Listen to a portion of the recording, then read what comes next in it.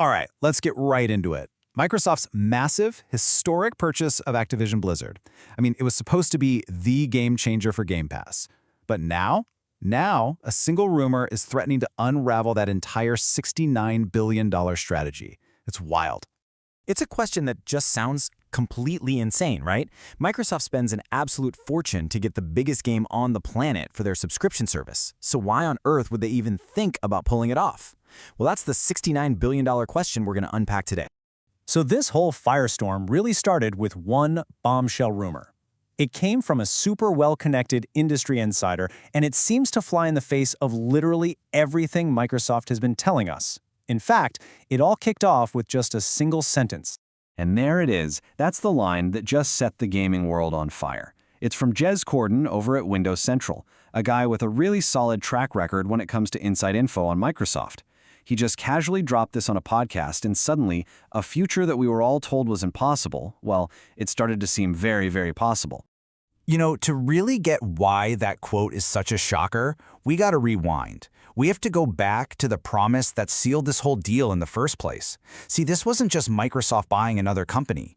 It was them buying a very specific, very expensive future for Game Pass. $69 billion. Just let that number sink in for a second. This wasn't some small studio pickup. This was one of the biggest tech acquisitions in history. And when you spend that kind of money, you need a pretty massive reason to justify it. And this was it. This was the whole pitch. The core promise they sold to everyone, investors, regulators, and us gamers, was that this monster price tag was worth it to get Call of Duty, the undisputed king of yearly releases, onto Game Pass on day one. It was going to be the ultimate reason to subscribe. Okay, so if that was the grand plan, what gives? What changed? Well, ironically, the problem is Call of Duty. The game is just so unbelievably successful that putting it on Game Pass creates this really unique and super expensive dilemma for Microsoft's entire subscription model. So here's the heart of the issue. It's a two-sided problem. On one side, dropping Call of Duty into Game Pass just completely messes with the service's internal budget. But on the other side, giving the game away in a subscription directly torpedoes its own multi-billion-dollar premium sales. It's a total financial tug-of-war. Let's break down that first problem, the internal money stuff. Inside Microsoft, they reportedly use something called a member-weighted formula to split up the Game Pass budget. Basically, the more time you spend playing a game, the bigger the chunk of change that game studio gets. The fear is that a game like Call of Duty won't just take a big slice of the pie, it might just devour the whole thing. And yeah, this chart really puts it into perspective. If Call of Duty just vacuums up, say, 65% of the internal budget, just look at what's left over. There's suddenly way less money for all the other games, the smaller, diverse titles that are absolutely essential for keeping the rest of us subscribed and happy. So, this giant economic headache is reportedly forcing Microsoft to think about a totally new game plan. Because if the current model can't even handle a monster like Call of Duty, then maybe the model itself has to change. And the options they're looking at could completely reshape Game Pass as we know it. So what can they do? Well, the talk is that the discussions are boiling down to three main choices. First, create a brand new, more expensive super tier just for these massive releases like Call of Duty.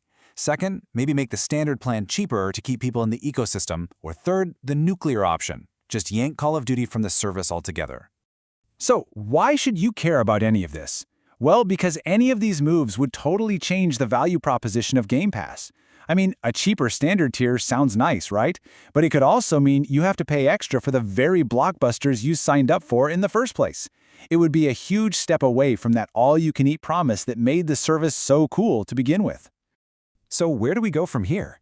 Look, this isn't just about Call of Duty anymore, or even just about Microsoft. The choice they make is going to create ripples across the entire video game industry. It could redefine the future of gaming subscriptions for literally everyone. And at the end of the day, this is the conflict it all boils down to. Can one subscription service, with one price, actually work? Can it be a sustainable home for both the small, creative indie games and the massive billion-dollar franchises? Right now, that answer is looking, well, really complicated. Which leaves us all with this one massive question. For years, the whole industry has been chasing this dream of being the Netflix for games. But as Call of Duty is proving, the math might be fundamentally different, and we might just be on the verge of watching that entire model get rewritten right before our very eyes.